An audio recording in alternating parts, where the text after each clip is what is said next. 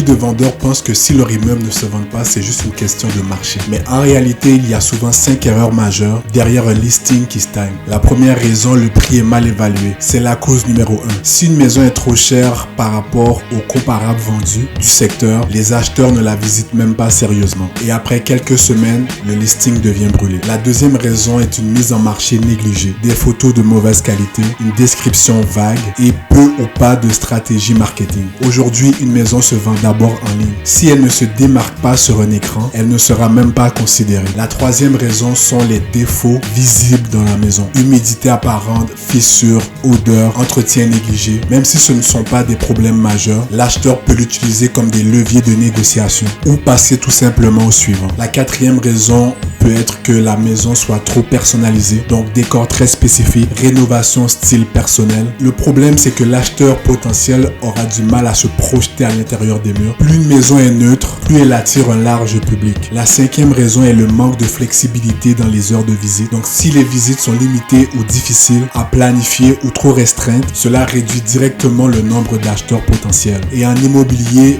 moins de visites égale moins d'offres. Au final, une maison qui ne se vend pas n'est pas forcément un mauvais produit. C'est souvent un produit mal positionné. Ce n'est pas seulement la maison qui se vend, mais c'est la facilité avec laquelle l'acheteur peut dire oui. Si tu es resté jusqu'à la fin de cette vidéo, je t'invite à t'abonner à ma page afin de rester informé sur les enjeux immobiliers qui peuvent influencer l'un des achats les plus importants de ta vie.